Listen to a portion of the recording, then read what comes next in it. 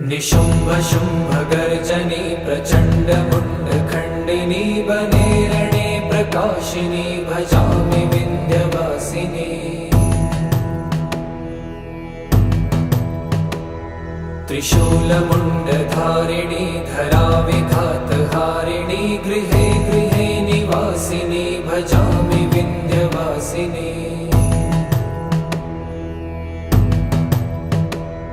दरिद्र दुःखहारिणी सदा विभूतिकारिणी वियोगशोकहारिणी भजामि विन्ध्यवासिनी। लसत्सुलोललोचनं लतासनं वरप्रदं कपालशूलधारिणी भजामि विन्ध्यवासिनी। कराब्जदान